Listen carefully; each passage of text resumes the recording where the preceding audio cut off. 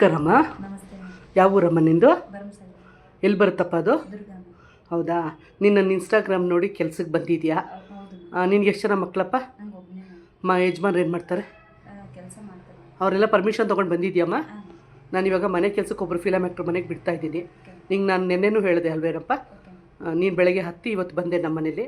ಈಗ ನಾನು ಇವಾಗ ಈವ್ನಿಂಗ್ ಕರ್ಕೊಂಡೋಗಿ ಬಿಡ್ತಾ ಇದ್ದೀನಿ. ಇದು ಒಳ್ಳೆ ತಂದಿಂದ ಮೇಡಮ್ ಹೆಂಗೆ ಹೇಳ್ತಾರೆ ಕೆಲಸ ಮಾಡ್ಕೊಂಡೋಗು.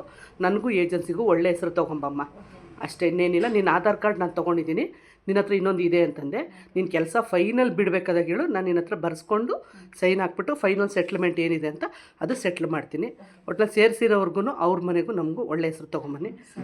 ನೀವು ತಿಂಗಳು ಹೋಗೋಕ್ಕಾಗದಿದ್ರೆ 2 ತಿಂಗ್ಳಿಗೆ ಒಂದ್ಸಲ ಹೋಗಿ 3 ದಿನನೋ 4 ದಿನನೋ ರಜಾ ತೊಗೊಳ್ಳಿ. ತಿರ್ಗಾ ರಿಟರ್ನಾಗಿ ನಿಮ್ಗೆ ಮನೆಗೆ ಗೊತ್ತಾಗಲಿಲ್ಲ ಅಂದರೆ ಇಲ್ಲೇ ಬಂದುಬಿಡಿ, ವಿ ಬಿ ಬೇಕ್ರಿ ಹತ್ರ ಬನ್ನಿ. ಇವಾಗ ಬಸ್ ಹತ್ತು ಬಂದ್ರಲ್ಲ, ಇಲ್ಲಿಗೆ ಬನ್ನಿ, ನಾನು ಇಲ್ಲಿಂದ ಆಟೋ ಮಾಡ್ಕೊಂಡು ತಿರ್ಗಾ ಮೇಡಮ್ ಮನೆಗೆ ಬಿಡ್ತೀನಿ. ನಿಮ್ಗೊಂದು 3-4 ತಿಂಗಳು 2-3 ಸಲ ಓಡಾಡಿದ್ರೆ ಗೊತ್ತಾಗುತ್ತೆ. ಗೊತ್ತಾಯ್ತಾ? ನಿಮಗೆ ಒಳ್ಳೇದಾಗಲಿ. ನಮಗೂ ನೀವು ನಮ್ಮ ಮನೆಗೆ ಬಂದಿರೋದಕ್ಕೂ ನನಗೂ ಒಳ್ಳೇದಾಗಲಿ. ಆಲ್ ದಿ ಬೆಸ್ಟ್ ಅಮ್ಮ. ದೇವ್ರು ಒಳ್ಳೇದು ಮಾಡಲಿ. ಥ್ಯಾಂಕ್ಸ್ ಅಪ್ಪ.